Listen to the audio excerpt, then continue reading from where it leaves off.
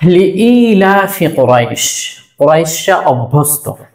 লিইলাফি কুরাইশ, কুরাইশরা অভ্যস্ত।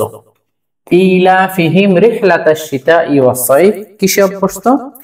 তারা গ্রীষ্মকাল এবং শীতকাল, গ্রীষ্ম এবং শীতকালে সফর করতে অভ্যস্ত। সফর করে কোথায়? তারা ইয়ামেন, সিরিয়া, এই সমস্ত দেশে। ইয়ামেন, সিরিয়া, ইয়ামান, সিরিয়াতে সফর করতে শীত এবং গ্রীষ্মকালে তারা অভ্যস্ত। তারপর আল্লাহ তাআলা বলতেছেন ফালইয়াবুদু, অতঃপর তোমরা ইবাদত করো। কার? রব্বা হাযাল বাইত, এই ঘরের প্রভুর। এই ঘর মানে কাবা শরীফ, মসজিদুল হারাম, কাবা শরীফ। যে তোমরা, অতঃপর তোমরা এই ঘরের প্রভুর ইবাদত করো। আল্লাযী, যিনি, আত'আমাহুম মিন জু', যাদেরকে ক্ষুধার্ত যখন ছিল তখন খাবার দিয়েছে। যিনি, অর্থাৎ ওই আল্লাহ যিনি তাদেরকে ক্ষুধার্ত থাকা অবস্থায় খাবার দিয়েছেন। ওয়া আমানাহুম, এবং নিরাপত্তা প্রদান করেছেন, নিরাপদ রেখেছেন। মিন খাউফ, ভয়ের সময়, তাদের ভয়ের সময় তাদেরকে নিরাপদ রেখেছে। তো আল্লাহ তাআলা এখানে কিছু নিয়ামতের কথা উল্লেখ করছে।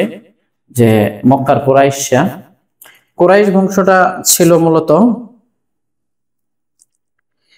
হযরত ইসমাঈল আলাইহিস সালাতু ওয়াস সালামের বংশ পরম্পরায়।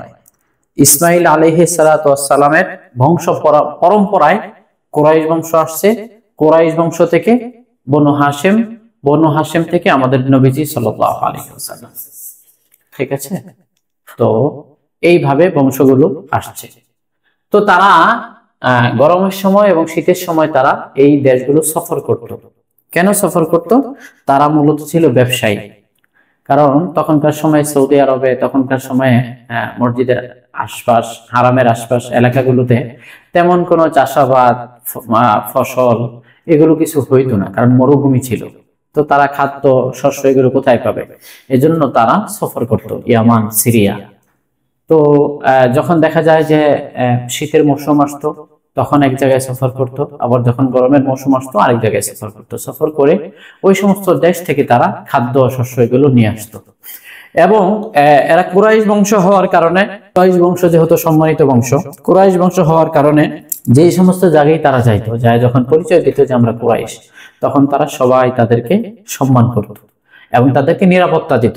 সেটাই আল্লাহ তাআলা বলছেন যে তোমাদেরকে ভয় থেকে আমি নিরাপদ রেখেছি, নিরাপত্তা প্রদান করেছি। তো তারা যেখানেই যাইতো সব জায়গায় তাদেরকে সম্মান করা হইতো এবং তাদেরকে নিরাপত্তা প্রদান করা হইতো, কুরাইশ বংশ বলে। আর কুরাইশ বংশটা ছিল সম্মানী এবং অনেক প্রভাবশালী একটা বংশ। তো যার কারণে আল্লাহ তাআলা তাদেরকে ব্যবসার মাধ্যমে রিজিকের ব্যবস্থা করেছেন, আবার ভয়ের সময় আল্লাহ তাআলা তাদেরকে নিরাপত্তা প্রদান করেছেন। এই বিষয়গুলো আল্লাহ তাআলা সূরাতুল কুরাইশে উল্লেখ করছেন। আবার একটু অনুবাদটা দেখি।